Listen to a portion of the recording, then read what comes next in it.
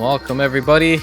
It is time for the World Cup 2021 qualifier results. I think it's going to be a good time. Lots of surprises. We've seen 50 teams play this year, 2 more than last year. And so we're going to talk all about that today, as well as showing you guys the next round's map pool right afterwards. So I am Azer. Today we're joined by Dio. Hello. Pleasure to be here. Pleasure to be here on the first official OWC stream for this year as well. Very happy to be here. Yeah, Dio, our local player expert, I think. Good to have on the seed reveal, I think. And of course, we've also got Doomsday. How are you doing? Hey, what's up, Azer? What's up, Dio? Are you guys excited as I am to get this reveal on? Oh, it's every single year. This is always one of the moments, at least for me, watching, casting, just seeing who's made it, who hasn't, and with so many teams having a go this year, there's a lot of eyes on this right now to see how it's panned out. I think there were a lot of really interesting changes for a lot of the top 16, top 24 teams from last year as well. I think there's a lot of eyes on some particular teams. I know Brazil, Canada, Chile all had some really different expectations, I think, this year compared to last year due to some roster changes. So I'm excited to see exactly how those results pan out. There were a few other teams as well that had some really solid roster upgrades this year. So it's going to be a fun results list to go through, that's for sure.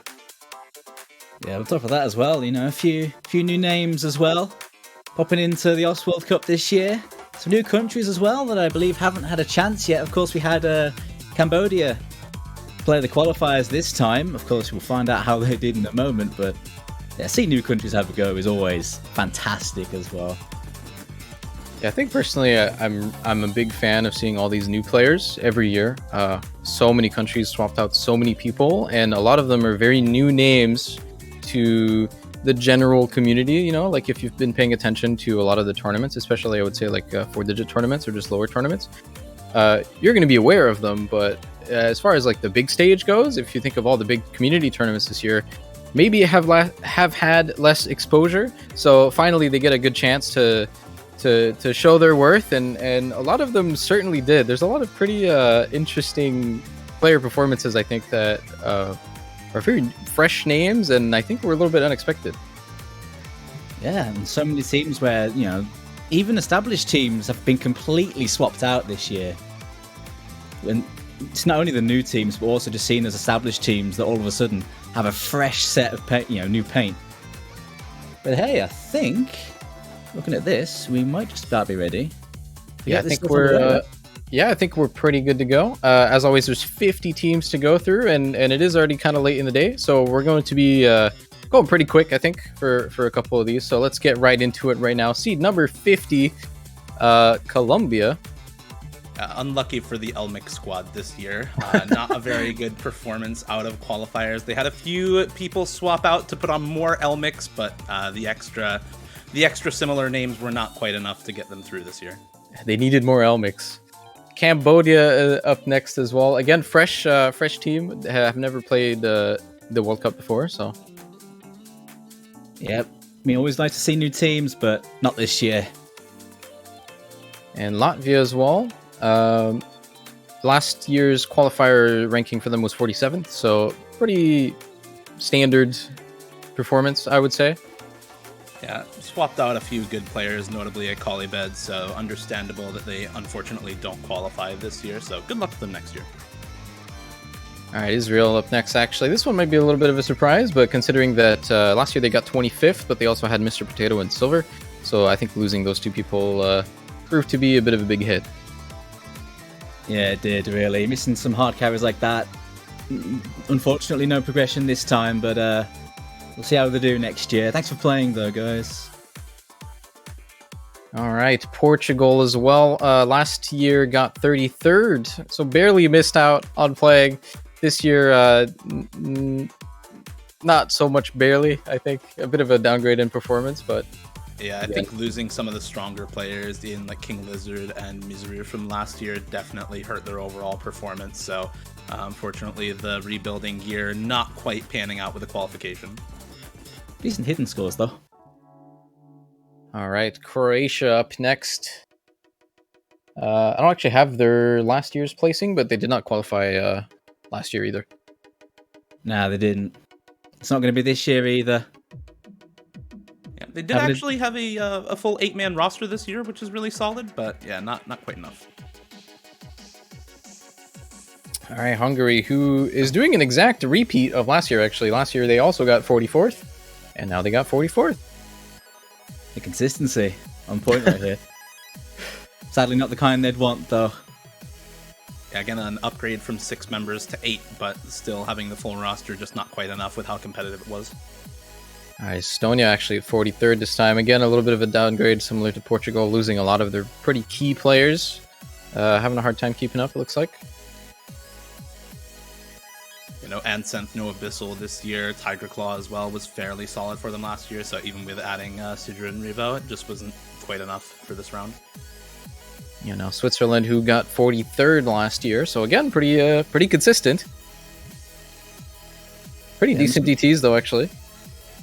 Yeah, and Hard Rocks as well, but Hiddens and No Mods not quite going to be enough to get them progression this time, though. Not this year for the Swiss. All right, Belgium now as well. Pretty similar roster to last year. Last year they got 36th. I think it's always a little bit sad for me seeing these guys because I think their players have been playing for such a long time, right? So I would have liked to see them qualify, but maybe next year. Yeah, especially Hanori and 5 Joshi. Hanori playing 20 out of 20 maps in the qualifiers for both runs through the qualifying stage, but just not quite enough to carry them through this year. All right, Slovakia up next. Again, kind of a similar story. They got 34th last year, so barely did make it. Not going to be this year either, but yeah, lots of presence in community tournaments, I think, from a few other players. Yeah, a lot of these names, I do see a lot. Unfortunately, though, just not getting the performance needed to qualify this time. A lot of good lads on the Slovakian team, but hard luck, guys. All right, up next, Vietnam. A little bit of a better result. They got 42nd last year. Yeah, the unfortunate run for them this year. They had, Sin and Uechan play very well this year, but the rest of the team just not quite strong enough scores. I don't think Sin played 16 maps and had 9 scores counted and still had the highest average, so really solid performance from that player, but unfortunately, again, not enough on a 4v4 setting to carry them through to qualifying. Okay, we're now moving on to Thailand, who did get a pretty decent upgrade, 45th last year out of 48th, I think. So now they're up 38th. They're moving up a little bit, which I think is a bit surprising considering they lost some pretty key players. Picked up some decent ones though, so all in all, definitely strengthened this year. Not quite enough for progression, but the upward trajectory is there. Hopefully we'll see them continue that trend on. 7 new players on the team and they actually improved their seeding. That's definitely a successful rebuilding year for the team. So solid performance from a new squad. This is always good to see. So moving up now to Lithuania. Pretty similar result from last year as well. They got 39th last time. I think a little bit. Yeah, interesting changes in for players like Pain Singer. Definitely a lesser known name, but still solid overall. And six new players again and improving the seeding from last year. So call it successful and move on. Yeah, good to see Pain Singer having a go. He's been around a long time, and it's always lovely seeing him have a go at OWC. It's not the first time. All right, the next 4 teams now barely not making the cut. We've got Peru, Arnold, and the boys not going to be in the OWC this year, unfortunately. Yeah, Arnold with 871,000 average score across 19 maps played. He really tried. He really tried. It was close, 4 seeds away, but just barely, not quite enough to carry them into qualifying. That is such an insanely high performance, by the way, just to have a reference point. I think Arnold, with that stat, is the 26th best player, I think, in the whole qualifier stage, and his team doesn't make the cut, right? So it's a bit unfortunate. Oh, it's an improvement, though, from last year, so you've got to give him props. Getting closer, just not quite enough this year, unfortunately. Up next at 35th, we've got Italy. And again, speaking of rebuilds, I think we had a little bit of a lower expectation for this team. They still didn't qualify, But I mean, so many new players and losing all of their key players. I think like 7 new people on this team, right? So yeah, it was a massive rebuilding job. Like so many key players not playing this year compared to last year. So so many of these new players giving it a good go, and they got really close. But sadly, it's gonna be one of those years where we don't see Italy in the brackets. But you have to give them props for giving it a good go, despite having to start from almost scratch. Ryuzaki was the only player returning from last year. Okay, up next, we've got Denmark at 34. Again, barely not making the cut. That's 2 years in a row that they got 38th last year. Imville certainly tried, though. Yeah, he, again, is the only member who was Nomad won, by the way. Last year. And, yeah, Nomad won. They were number 5 as a team, which is pretty solid. But, again, Imville, the only player from last year, played 20 out of 20 maps for the team. All 7 other players on the team, completely new additions or returning members for this year. So really solid performance from Denmark. Again, improved their seeding from last year despite rebuilding 7 new members. So overall, very solid. Yeah, a few good players as well that have made a name for themselves this year. Katberg has been very impressive, Van Darby as well. It's not quite enough, even with that insane No Mod 1 score, getting 5th overall. Unfortunately, the rest of the scores just didn't match up. So close, though. All right, the most unfortunate position for New Zealand, who gets our 33rd seed this year, so just barely not making it, man. You gotta feel for him a little bit. I mean, you had Zoomer playing 19 maps and getting an average score of 625k, so overall a pretty solid performance. And they're only a 7-man roster. I think that's a really, really strong performance for a team that doesn't even have a full roster, almost ends up qualifying, just barely not able to get through. You've got a lot of players on this team who are generally very good players, but it's just not quite enough. The overall performance in Nomad and Hidden in particular, holding them back a little bit from qualifying. Oh god, it's always tragic. The seed 33, so close yet so far, but it's something to build off of. I mean, we didn't see a team from New Zealand in the last World Cup. It's great to see them back, and hopefully that becomes a fixture once again, because they have had some good squads over the years in the OS World Cup. Not going to be this year, though, lads. So that's all the teams that unfortunately did not qualify this year. Best of luck next year, guys. It's always nice to see you play, regardless if you get to the bracket stage or not. I'd like to address something that's been in chat for a little bit. We did have 51 teams eventually, but unfortunately Kazakhstan failed to submit a lobby and did not really have a presence, so unfortunately they did not get to play. So no, they did not qualify, unfortunately. A country who did qualify, though, our first entrant into the bracket stage, Uruguay. Oh man, you know what? I feel like Uruguay have been a country that in the qualifiers the last few years have been so close and yet so far, but they've made it in 32nd place. And many names here finally get their chance in the bracket stage. The likes of Darnit, Rabo, players like that, they're waiting for their chance. Yeah, Rabo in particular, 17 maps played, submitted 9 scores out of 9 on the maps that were counted, and averaged 650k out of those scores, which that's a very solid performance from any player to have. And the rest of the team was honestly all really not that far behind. 6 out of 8 players with average scores above 500k for this roster. So really overall solid performance, a good team performance in a team setting, which is what you want to see, especially going into early stages against the eventual number 1 seed, right? All right, up next, also a new team that did not get to make it last year. It's going to change this year. Welcome Spain to the bracket stage. Got 35th last year. Now they made it.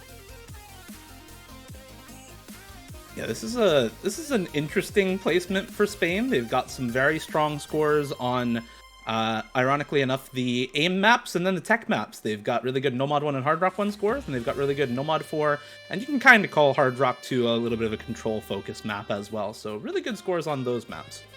Yeah, they're definitely solid. Antonio, though, of course, on the Spanish team. He's been making waves the last few months, and once again, doing it, in this one, 20 out of 20 maps played, averaging 700k, very nicely done from Antonio. they'll be hoping for big things from him. All right, up next for the Seed 30, a repeat performance again. They got Seed 30 last year. It's Austria one more time. It's Goose Fedora and the boys. The classic Austria. You always see them. They're always managing to make their way in. You see lots of new names come in and out for the Austrian team, but they always manage to get in and give us a few good games in the OWC. Goose Fedora has been around for so long now. Tomodoy as well. Sparksay. A lot of old names at this point, and an overall solid performance across the board, especially on Hidden and DT1 as well. Yeah, they had a few players on this roster as well who played a lot of maps and still had average scores. In fact, their 4 highest average scores from Goose Fedora, Tomodoy, Farmist, and Nuharo, those are also the players who played the most maps for this team. So their solid core is very, very strong. There might be some maps where, one of those core members has to sub out for another member who might not be quite as comfortable, but very, very solid core for this team. So you can expect some solid scores in the early rounds. All right, up next, we've got Argentina. A little bit of a slightly worse performance in terms of seeding. They did get 23rd last year, but still just as good. Yeah, this is a interesting performance from the Argentinian team. They have very good speed players, especially. You look at DT1, DT2, Nomad 2 from this team, all of the sort of tapping-based maps in the pool, and they had very, very solid performances on all of them. Not bad performances on Nomad 1 and Nomad 4 as well, so look into those types of maps to give them a way in for some upset points. Sloban and Zeta especially did pretty well in the qualifiers, especially around the DT maps. They put in a lot of work for the team in this round, and if they're going to build a nice squad around those speed maps, definitely going to be a strong base when the actual map pools start coming out. All right, up next, it's Mexico, almost with a repeat performance from 27th to 28. I think largely due to Riot this year, who kind of popped off. Yeah, Riot has been doing bits as well. An excellent one this time around, and looking at the scores, actually a really nice spread of good scores across the entire pool. Number 2 and 3 there, getting top 20 on that DT1 as well. Really solid across the board. Yeah, and in addition, you definitely do get the pop-off performance from Riot, 730k average score across 17 maps played for him. But you've got some other really, really good members on this team. Saint SFT, Halipers, and Wolfie all putting in really solid performances, very high average scores from them. And one thing to note is that Hebel didn't even play qualifiers. He didn't have time to practice during the week. So this is a 7-man roster without Hebel, who I think a lot of people would place as one of the best players on this team as well. So definitely a team to look out for in round of 32, losers bracket round 1, to try and pull off some upsets when they do have that full 8-man squad. That's a good secret weapon to have for sure, actually. Now you mentioned that. All right, another new entrant in the OS World Cup. We've got the Czech Republic, who finished 37th last year. Now they're in at 27th. What's up with that? Look at that Nomad too, by the way. What is that? That is not a 27th seed score, guys. Nomad 2 DT1, man. These tapping players, these speed players, Avenito in particular, very, very solid for this team. So building around some of the mainstays from last year, I think it worked out very well for them with these new additions. Yeah, it already helps out, I say, a decent core. I mean, they've always had a decent core of players, Czech Republic. Pogus CZ's been around a long time, so has Nitrom. Yeah, as you mentioned, Avenito having a really high average, averaging 800k across the maps he played, including that Nomad 2 and some of those DT maps. A big reason why those scores, the Czech Republic did so high on them. All right, so let's move on now. Seed number 26, we've got Malaysia. Oh, you know what? Malaysia last year actually had some very good matches, some very entertaining matches. I recall they had a good upset against Norway last year. Yeah. They're back again. The stronger seed and definitely a stronger squad. With many of these players doing very well in community tournaments recently. And look at some of these individual scores. And number 3 getting rank 14 on that. And the low AR hidden as well, rank 17 on that. Some handy control in the ranks here. Yeah, these were pretty solid additions for the Malaysian squad. Shimon in particular as a new player, 645k average on 11 maps played. That's a very good average for that player. So sort of looking to some of the older mainstays, Rampax and Wuhua in particular, to continue their good performances. 9 maps played and 750k average for Rampax, for example. Wuhua not far behind, 700k average. So those are definitely the two members that they're going to build the rest of the rosters around, and overall solid performance. No super standout maps, but nothing really dragging them down either. I think this team will be watching out for those VTuber maps that might be coming. They're well prepared. All right, up next we've got Singapore. Again, pretty similar performance. They seeded at 22nd, I believe, last time. I think this is one of those teams that a lot of people look out for every year, because a lot of these players are generally very solid in community tournaments, and you sort of see them throughout. Plus the new addition, or I guess returning addition, of Amelia and Seal this year definitely put them on a bit more people's radar. Tebi has been improving a lot in community tournaments. GS Blank in particular is very, very good as of recent in 2021 in community tournaments alongside Artisan.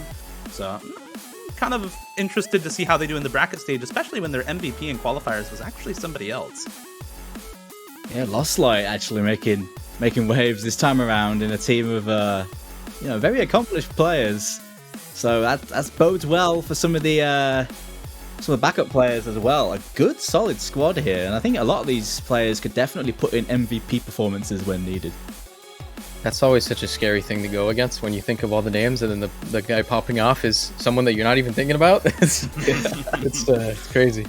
All right, up next now we've got Ukraine with a slight upgrade to their seeding as well. I like seeing them so high though. Yeah, Ukraine are always a fan favorite. I mean, do we have to mention the Ukraine against South Korea match last year again? Well, are people sick of that yet? Because it was insane, by the way. And this time they're even better. They have an even better squad this time around. And a lot of those names return. A lot of that core return. A couple of swaps. Look at that DT1 score, rank 6 on that, over 4 million points. Yeah, this is a roster that I think a lot of people are even familiar with from 4v4 community tournaments. I remember playing against this roster in GAP earlier this year, GAP Season 7, maybe last fall, I think. But this is a roster that has been teaming together in community tournaments, building that team synergy all throughout.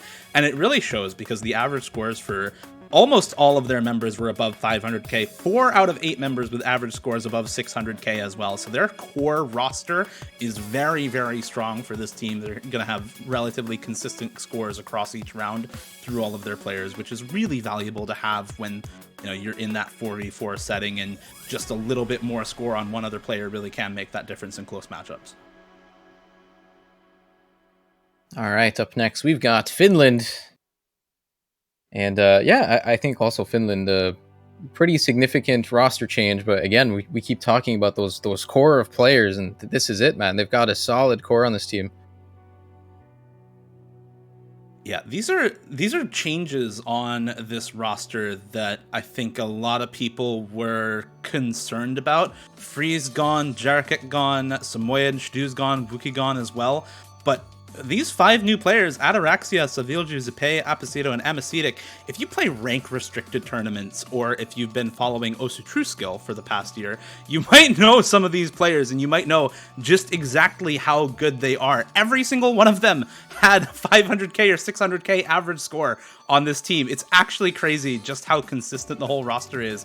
And they've got players who definitely prefer some maps. No one player besides Ataraxia really in on the vast majority of maps. Ataraxia and Bullocks playing 9 and 8 maps out of the ones that were submitted. But generally, man, it's just such a solid roster overall. It really is. I mean, people are going to sleep on this Finland team, but this is a good squad, man. Like to point out also, congratulations to Ataraxia for getting the top score on the low AR hidden. That's not a name you would probably expect, I think. Very fresh newcomer and top score on low AR hidden. So that's very exciting to see. Moving on next, we've got the Netherlands, also with a pretty similar result from last year, even though a couple of pretty key roster changes, but it looks like they've still got it. Yeah, it's great to see Netherlands putting in a good showing here again. They are missing a few key players. No Taku this year, no Amnesia. but the backup they've got have definitely helped fill the gap. Got Kushper, Cosmic Wolf on board, Upep as well, very nice mechanics player. Going to be doing well here, or Luciano is being named now. A good mechanics core here as well, with the likes of Scaravania, Vivlium, Luciano / Upep. I think a pretty decent 4-man squad here for a lot of the mechanics picks. Yeah, they definitely do, and it very much shows Nomad 1, Hard Rock 1, some of their best scores. Nomad 2 also really solid, but even then, some of the more sort of tricky maps, like Hidden 1, Nomad 4, Hard Rock 2, are all pretty solid scores for this roster as well. So in addition to those mechanics players, you have some people like Jackie Lamb, for instance, who are very good at some of those more gimmicky picks that can, pull off an upset score here and there. The legendary Jackie Ack. You love to see it. Except in tournaments where he actually has really good Ack. He always says he can't do it, but he just does it. He's a good player, Jackie. All right, I've seen a lot of excitement in chat for this one. Turkey at seed 21. I think largely off the back of Raikoho, who had such a monstrous performance, getting, I think, 13th overall in like the individual player performance. Like, that's insane. Yeah, Raikoho is the main reason that this team qualified so high. Out of his personal best scores on the 13 maps that he played, he had a 950k average score, which is, that's like nearly full comboing every single map. Even if you only count the maps that were actually taken towards his team score, his average is still 865,000 with nearly 99% AC. And he played 13 maps. So this is an extremely strong player. If you've been watching open rank tournaments and open rank 1v1s, you've likely seen him around. This is the fruits of that labor right here, is this kind of qualification seed for Turkey after being 32nd out of qualifiers last year. I wanna expand on that actually. So we briefly talked about their Raikoho scoring so well, but if you take all of the players' personal best scores, so like no matter if the score counted, like all your combined personal best score, Raikoho is the best player in the qualifiers. A 946k average over 13 maps. That is above everybody else. Imagine that. He's good, man. But it's not just about Raikoho as well. Some other players in this team had a good performance. Jilrain there actually had a really nice overall performance on the maps he played, as well as. And Heyroni, I think definitely Heyroni is going to be a powerful addition to this team as well in later rounds. They've got a good squad, Turkey, and they've definitely improved year on year. This year's no exception, man. All right, it's good to move on now. Let's take a look at China. Got seed number 20 after, I think, missing some very important players, but I think they at least are still there, more or less. But I think missing Crystal and GGBY, My Angel Miku, I think that's such a big loss. But it looks like it doesn't even matter. Look at that low AR hidden, that Nomad 1. It's pretty good. Rank 5 on the low AR hidden. They got good taste in maps, China, for sure. Yeah, even though they are missing a lot of their key players, there's no GGBY and there's no Crystal. And let's not beat around the bush. Them missing out on Crystal is a massive loss, but their core is still very strong, and this is a solid seeding. Genshin Phobia, formerly known as Gynophobia, formerly known as David Q2, solid player in community tournaments. I'm a Burger Fox has put a shift in. Extreme, Ematexi, and a veteran of the tournament scene for many years now. Still got a very decent squad, even if they are missing a couple of the players they're most known for. Still a scary team, this. Yeah, and I just want to expand on the sort of main squad. Lolo 233, aka Milk Tea, Genshin Phobia, I'm a Burger Fox, and QQ had at least 15 maps played for every single player there. So those four are absolutely the core roster. Genshin Phobia right at the center of the team with all 20 maps played during the qualifiers run. It still had a 640k average out of all the maps that were chosen, and 700k counting the best maps, by the way.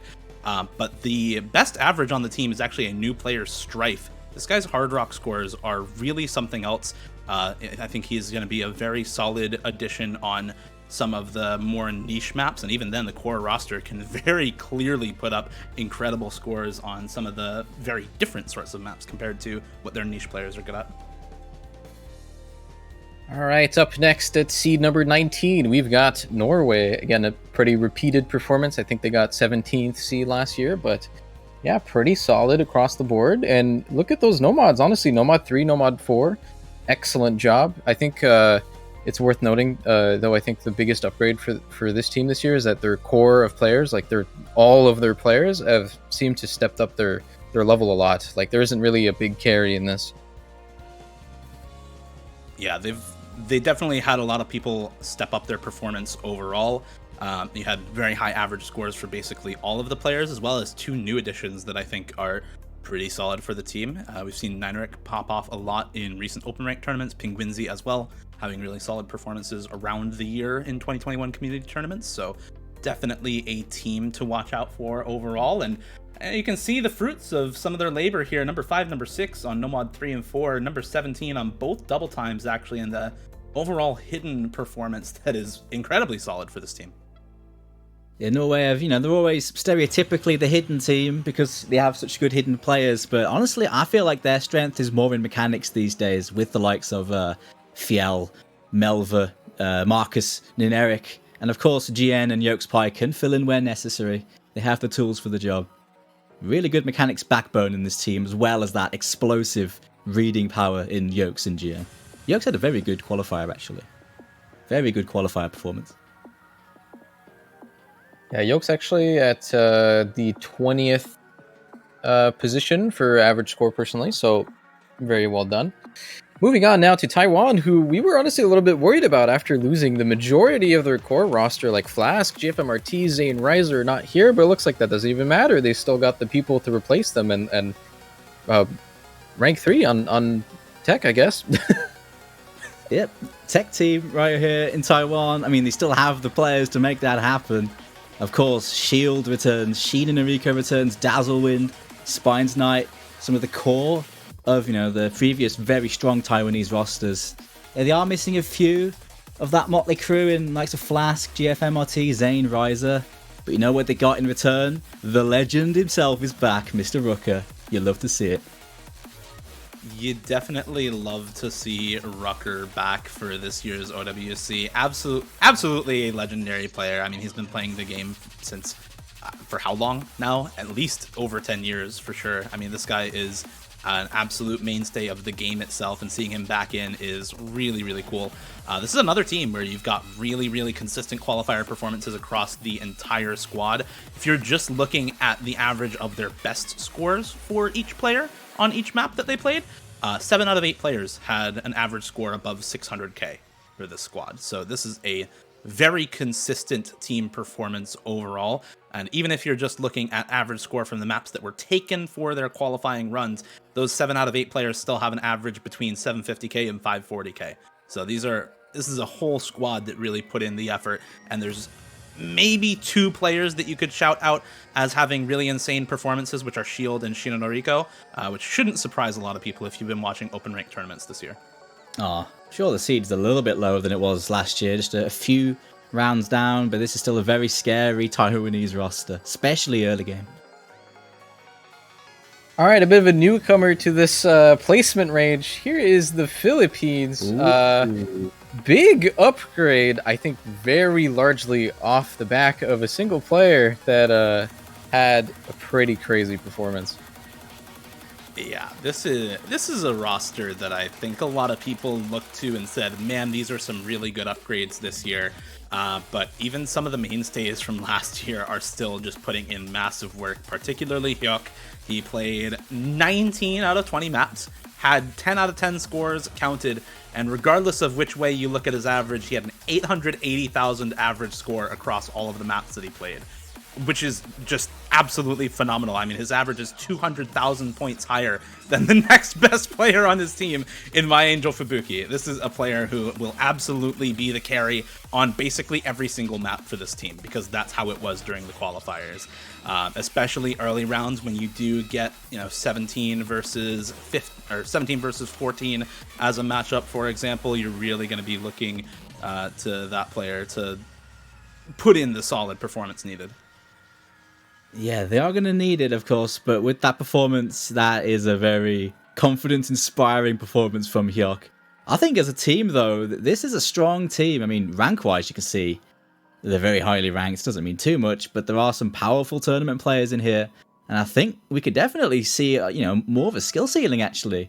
out of this team once they really gel and make it happen in the OWC. Some good team scores as well. Look at that, Hidden 1.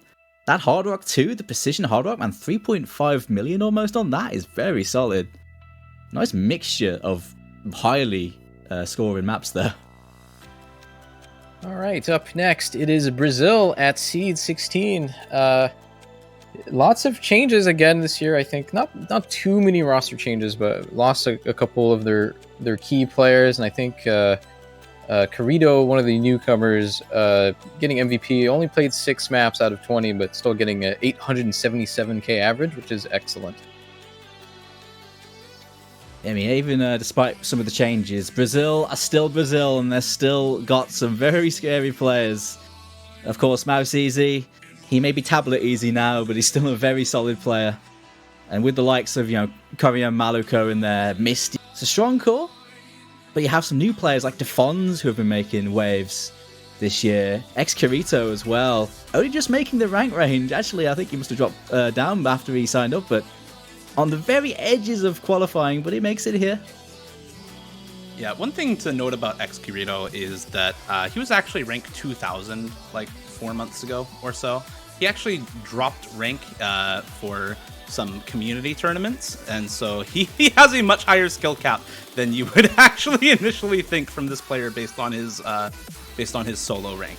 He was a carry for Brazil in their rank 5000 World Cup earlier this year in that team.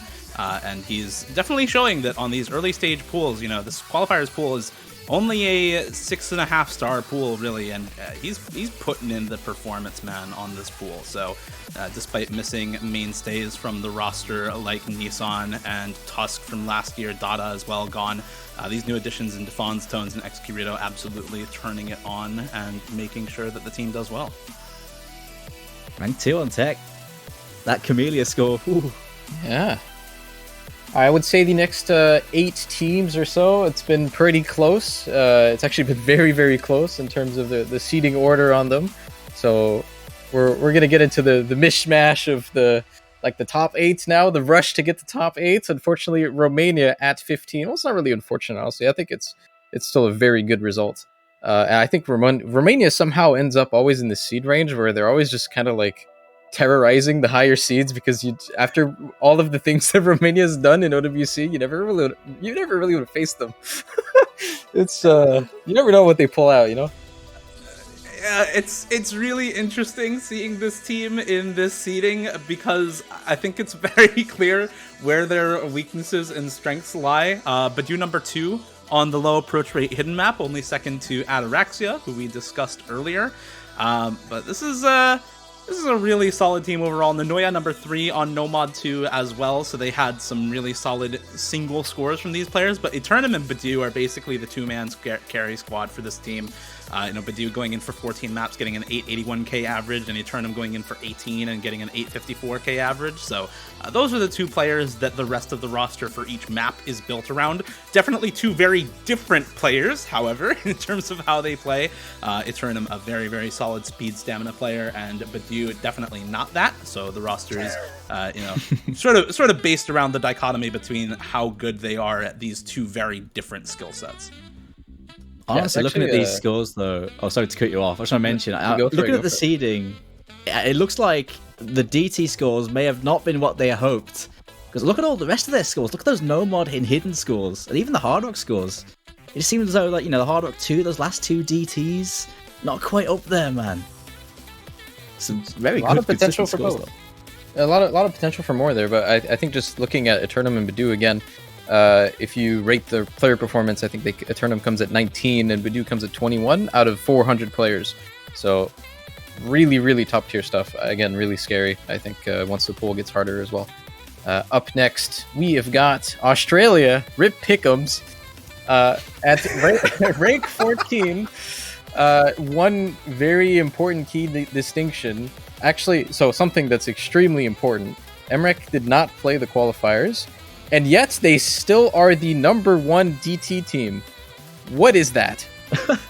Imagine not having the best, or arguably the best DT player in the world until still top scoring on DT.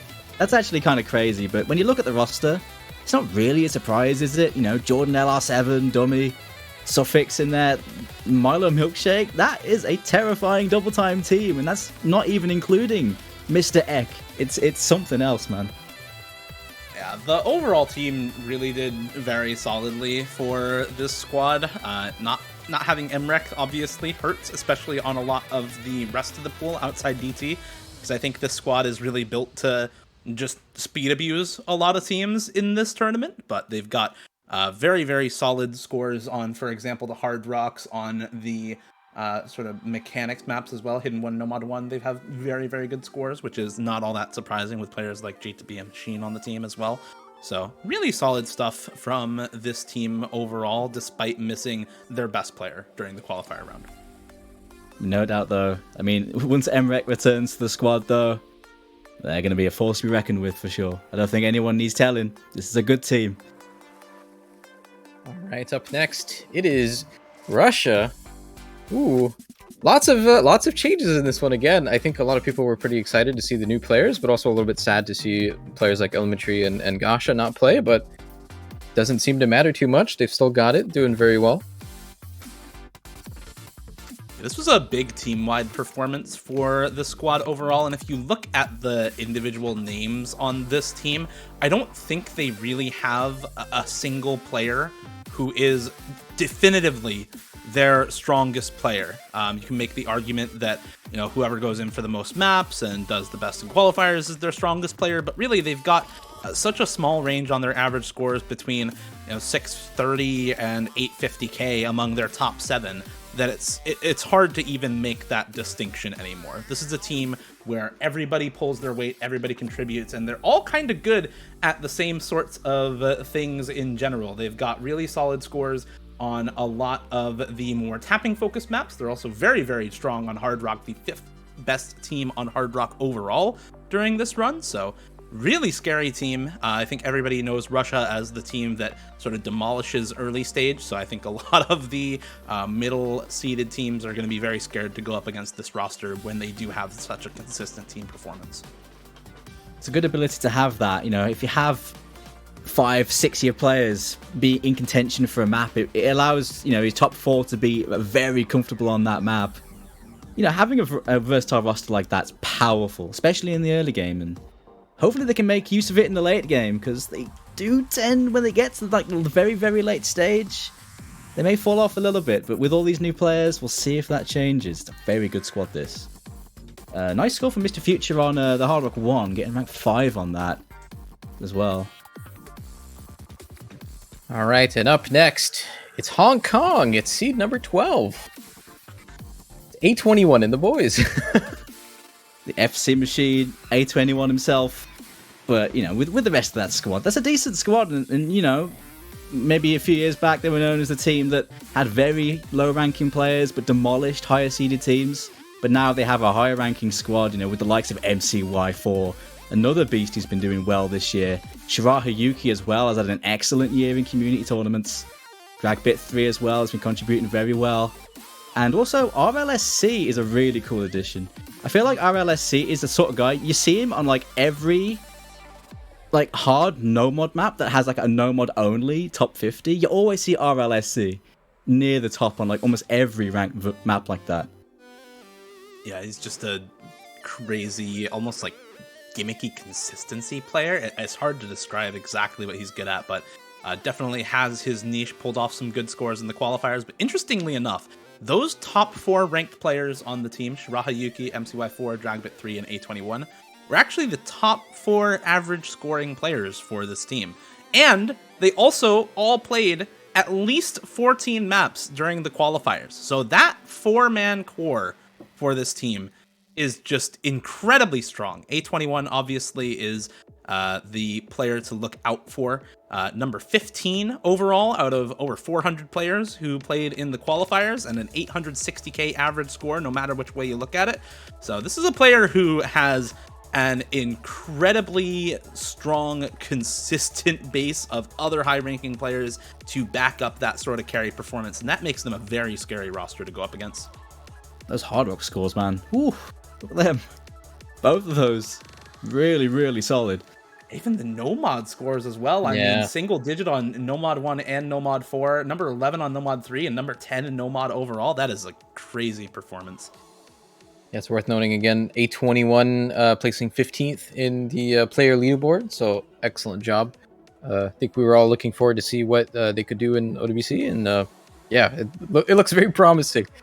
Up next, seed number 11, it is Sweden, just quietly getting better and better every year somehow. Yeah, this team had some very good scores this year. They had Scylla actually just sort of pop off on a bunch of different maps. Number 3 on Nomad 3 and number 4 on Hidden 1, even though the rest of the team wasn't there to back up that Hidden 1 performance. You can't discount early stage having that carry performance and being able to just mess up some of the lower seeded teams. But Scylla and Reedcat in particular had some really played all 20 maps and had an 820,000 score average, which is a very, very solid performance. Scylla as well with those standout pop-offs, 850k average on 8 maps. Not too surprised to see Reedcat once again being just such an important piece of the puzzle for his team. But yeah, this is a team that I feel has so much potential. I was super excited about them last year, and I'm excited about them again this year because they have once again improved once more. That is a very strong seed in such a competitive OWC. Very nicely done from those guys. Yeah, worth pointing out, number 2 overall on Hard Rock for this team. Number 2 on Hard Rock 1, number 8 on Hard Rock 2, and number 2 overall. Number 12 on both Nomad and Double Time as well. So really, you're just looking at Hidden as the place where this team needs to find, you know, somebody to fill in a little bit, but the rest of the map pool they're gonna be very solid on no matter which way you pick it. I can't believe Reedcat is rank 0. How does he do it? We're getting into a little bit of the danger zone here. Lots of contentious teams for the top 8, but we've got France at the top 10. I believe this is the first time in a while no, actually that's not true. They were 7th last year. I remember France destroyed so many pick'ems from getting 7th in qualifiers. They get 10th this year though. A couple of roster changes, but I think most notably Ekoro coming in and kind of just making a statement. Yeah, Ekoro jumping on the standard tournament scene this year has been something else. I mean, we all know him as the easy flashlight player, but this year he's just shown that he's just an everything player. He has been so good this year in tournaments, and he's backing up what is already a very good team. The seed's not quite as high as it is last year, but I think this team, for the most part, is definitely stronger. A lot of those core players, you know, Just Man returning, Thunder returning, the Poon, of course, making a return for this one. They're keeping that super important core and adding to it very nicely, I think. Yeah, one thing to note is that the average score for Ekoro is a full 100,000 higher than the next best average score on the team coming out of Justman. I think the two players that a lot of people would point to as the traditional core 2 for the team in the Poon and Musty are actually number 4 and 5 in terms of average score, but that's not saying much when their average scores are, you know, 750, 670k out of the two players. The Poon's still playing 20 out of 20 maps during the qualifiers, and Musty playing 12 out of 20 maps in qualifiers, so this is a team that has quite a lot of people who can go in for a lot of maps. Ekoro and Justman playing 14 and 12 maps out of qualifiers respectively, and just put up some really fantastic scores sort of across the board. I don't think any player on this team is necessarily lacking, especially when you consider that, you know, even the lowest average scoring player in Nero on this team still is just that niche carry performer where when you count the scores that were actually taken, it's a 726,000 point score that contributes massively to the overall team performance. So really solid stuff coming out of France this year. Worth noting, Justman getting the top score on Nomad 1 as well. And while I briefly talk about that, also it's worth noting that there was not a single SS in the entirety of the qualifiers this year. A lot of pool difficulty went up a lot, so a lot of these number 1 scores are pretty indicative, like, of really high accuracies, right? But still no SSs at all. I think this is the first time this ever happens. I'm trying to think. Yeah, it's definitely usually at least 1 or 2. Like, even if it is comes down to something like, say, the low AR hidden from someone who can just play it so competently. But yeah, I suppose it's just a testament to how tricky the qualifier pool is this year, even this week. Yeah. All right, just outside of the top 8 at seed number 9, it is South Korea. And yeah, Flying Tuna did very well. I think everyone is expecting that, but I think a lot of other solid performances from other people on the team. And I mean, look at those HD and HR averages, right? Like top score on Hard Rock 2, excellent job. Yeah, that top score on Hard Rock 2 coming off the back of Doomsday Fanboys number 2 on Hard Rock 2. Doing you proud, Dooms? On the Hard Rock picks there? He's doing me proud. My boy, he's so good. I'm so happy to see him make the team this year, actually. Really cool match player. He's a new addition to the team, also alongside Rank AJ and Maya's. But yeah, Karuna Flying Tuna as the sort of mainstay carry duo for this team, definitely showing they've still got it this year. Flying Tuna, of course, very, very solid performances around community tournaments all throughout the year. Karuna, not so much. Hasn't been around community tournaments, but very clearly, 17 maps played, 9 out of 9 scores taken for the team's overall performance, and still averaging 750, 760k across all of those maps. So still very clearly has got that really solid performance in this qualifier stage alongside Flying Tuna. And when you get to this point with these types of seeded teams, all of the average scores are going to be really solid. Basically every member on this team contributed massively, whether they were a mainstay on the core 4 or whether they were just in for some particular maps here and there. They all did very, very well. Yeah, so much power throughout this entire squad and every single one of these players. This squad is super strong, no matter what gets thrown at it. I mean, looking at the scores, maybe they got a slightly lower score on the No Mod 3, No Mod 4, a little bit on the No Mod 2 as well. But honestly, I think in match, this team can definitely do a lot better on that No Mod 3, No Mod 4 style. This is a scary squad, man. This is a scary 4-man squad. And it's even scarier when you notice that Carter didn't even play the qualifiers this year. He wasn't even there for their quals. They've got this score with 7 players. They were number 9 this year with 7 players. So no Carter, they're still almost top 8. This is a very scary roster. That is so hard to do. At this level, like, you need all 8 of your players in almost every single country to do anything, right? So props to them.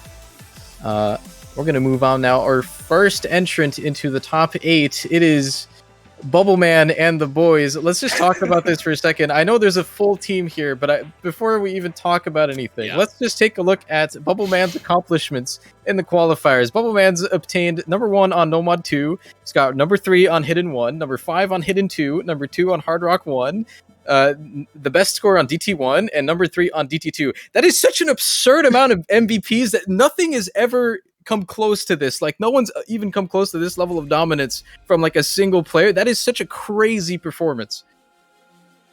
Before you ask me how does he do it, I have no answer. He's just Bubbleman. He's Bubbleman. That's the answer. That's exactly it. I mean, this UK squad this year, very, very strong. And I mean, it's a very good seeding as well. I mean, not only did Bubbleman absolutely just destroy the qualifiers in his own performance, but there were some really good performances from some of the other squad as well. Kingling got rank 1 on which map? Of course, it was a small circle size map. That's what he does. Rank 1 on Ophelia.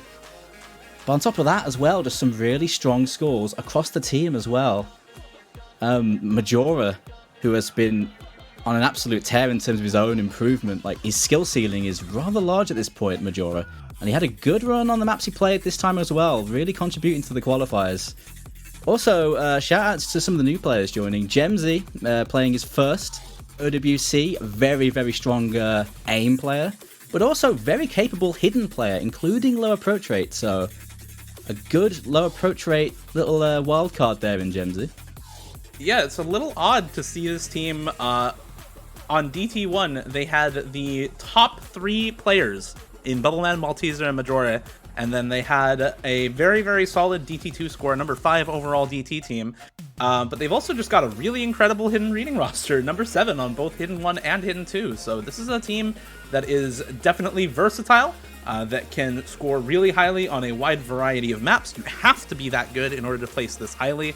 But like Gazer talked about, I mean, the single one-man performance from Bubbleman is possibly the single best qualifier performance we've seen. Top 5 on 6 out of 10 maps. top 5 on 6 out of 10 maps on the majority of maps in the pool is just absolutely crazy. Kingling as well played 15 maps and averaged 712k, so it's a very solid core roster and a very solid speed core as well. So I expect this team to still make a deep run this year. They've clearly got the skill cap for it. I'm excited.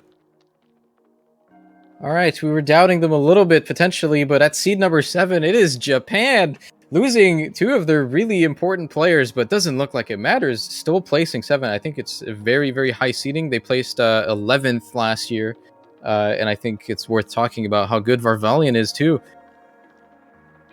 Yeah, number 2 on Nomad 2 for Varvalian, number 1 on Hard Rock 1 for him as well. You look at the overall team performance for this squad, and it is, 16 maps played for Varvalian, 850k average on his personal best scores, 790k average out of the maps that were actually taken towards the team performance. So this is a really, really high overall performance for him. Maps who actually did better roll pan in on 9 maps. 5 out of 5 scores counted for the team and an 850k average. He had a really strong performance, and I don't think that's surprising if you look toward community tournaments this year. He has been popping off recently, even in duo tournaments where you need to be in on every map, so he's got that versatility, and he definitely showed it off here and on half the maps and had a very solid performance. But I mean, the rest of the team as well, basically everybody above a 600k average for this team. Actually, literally everybody above a 600k average score for this team. So this is where we get into the territory of every single member of the team just being that good and contributing that well to the performance. You really do have to watch out for some of these particular players to just pop off. You know what, though, actually, an interesting little stat about this team is they have, I believe, not 1, but 2 Click X players or Tap X players in Haga. And I believe Autolean is also Tap X or Click X. Really? So, yeah. Ooh. It's a team to watch. That's such a wonderful play style. I don't know how they do it. All right. That's Japan at seed number 7. Let's look at Poland at seed number 6. What? They still got it. I think mostly just due to one player who goes by many names, many name changes. It used to be Chomic Box until last year. Now it's whatever this is. I'm not going to give it a shot. I actually got clarification on the pronunciation from one of my Polish friends. Oh, please, go ahead. It is Malishevsky is the pronunciation for it. And yeah, he had a 914,000 average score across 20 out of 20 maps played. What? He's number 5 overall by average score with 20 maps played? Everyone above him played less than 10 maps. That's how good that is. This is the single best performance, I think, throughout all of the qualifiers this year, because 20 out of 20 maps played and 915k average score is just crazy, man. God, he's so good. He's been ripping up the community scene recently. Some of the biggest team tournaments, he has been doing bits, taking out some very big players as well. And I'm glad to see that he's keeping that momentum up into OWC. And man, you add that player to this already explosive wild card of a team in Poland. Sometimes you get them just bulldozing everyone in front of them, and other times it doesn't happen. But that's a strong trump card to have in a team like this for sure.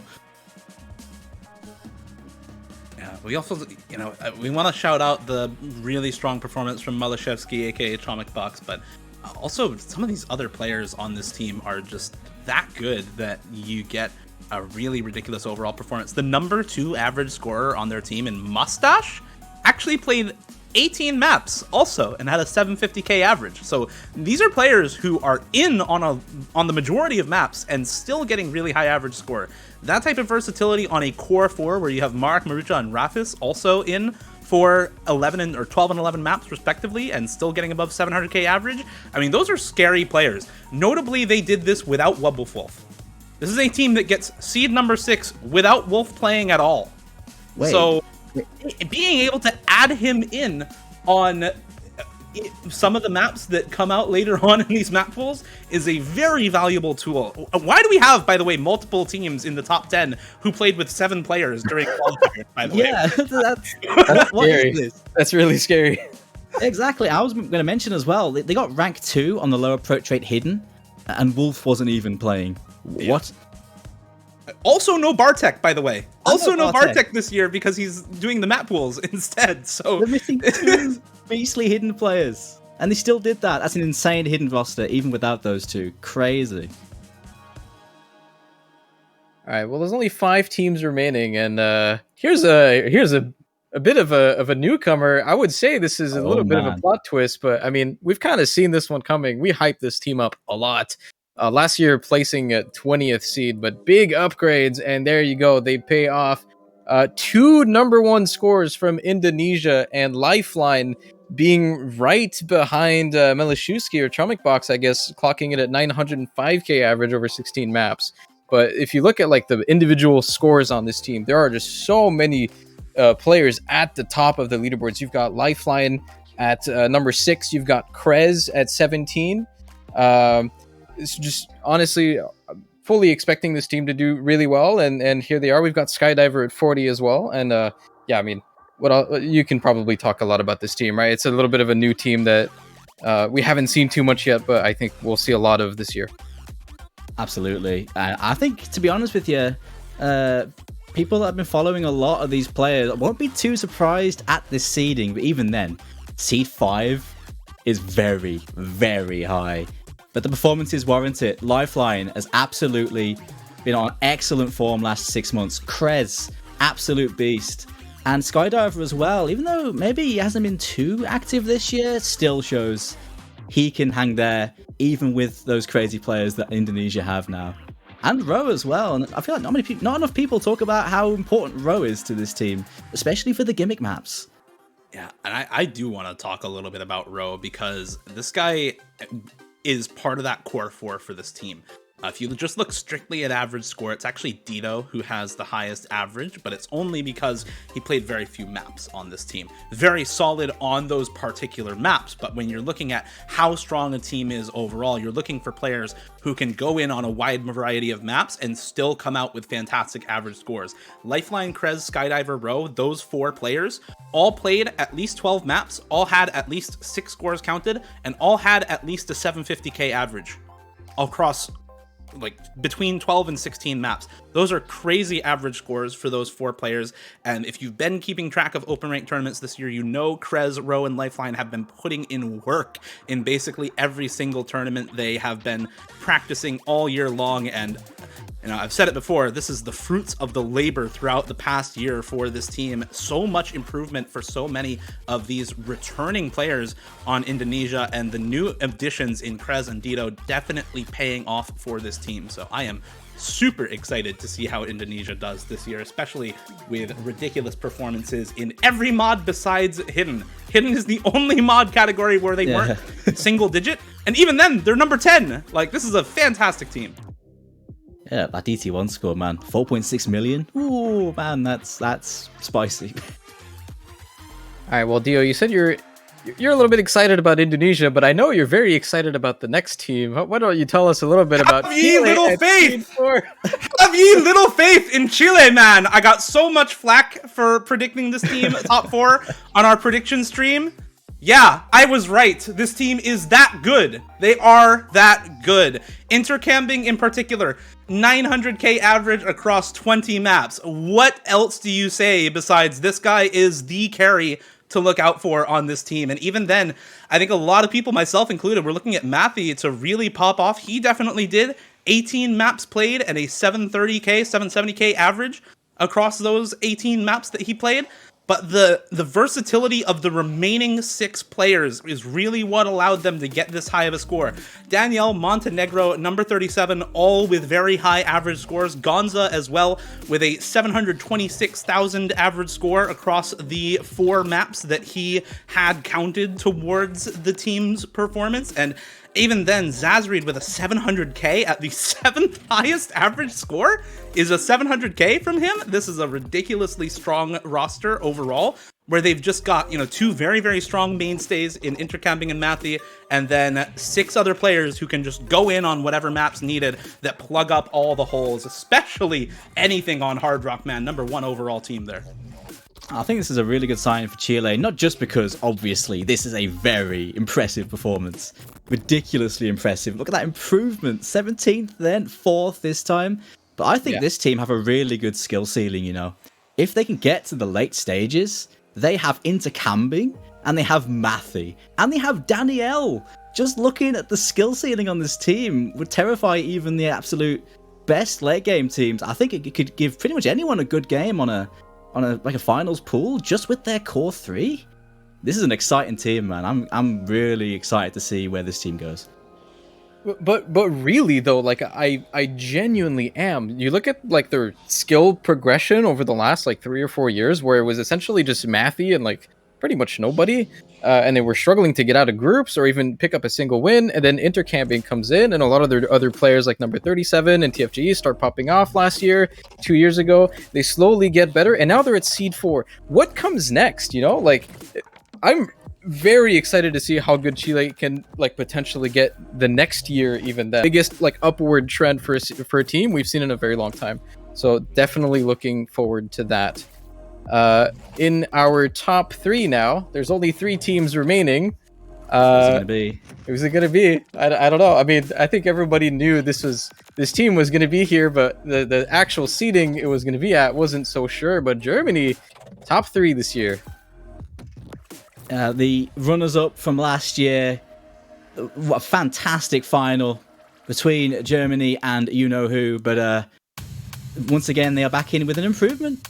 You know, they got 4th in the qualifiers last year, but they get 3rd this time with a very similar roster, but they have some key changes. There's no Neox or Smarty from that squad, but they've replaced them with some very capable players in Krilla and KHZ. Krilla has been incredible in tournaments this year, and KHZ is one of the premier stamina and stream players recently, very infamous for incredible stamina scores.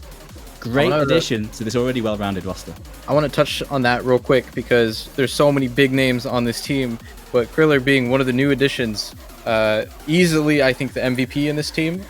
Didn't play all of the maps, but got 930k in 13 maps, which is 2nd place in terms of their personal best, right behind Raikoho. So again, if a team last year, we talked about this like last week a little bit, right? In a little bit of the prediction stuff. If a team like last year can take you-know-who to tiebreaker in grand finals, and they add players like Kriller and KHC, what happens? Well, they get number 3 out of qualifiers apparently, but this is still a squad that is just incredible. I mean, even like you said, Kriller, 13 maps played, 7 scores counted, and KHZ, the other added member this year, played a single map and just drops 900k. I mean, is a very, very solid player. Just comes in, drops the mic, and leaves for the one map that he's needed for. The rest of the team, though, looking to Whitecat, Okinamo, Dust Ice to put in the performance that they always do, and that definitely happened. Whitecat playing 19 maps with a 775k average, and Okinamo and Dust Ice playing 13 and 14 maps with over 700k averages themselves. So this is a team where you have a very, very consistent core in those 3 players, including Kriller, and then the rest of the roster is sort of subbing in where needed. So very, very scary roster overall. That's worth noting. Also, Whitecat got the number 1 play on the Nomad alt map, Nomad 3.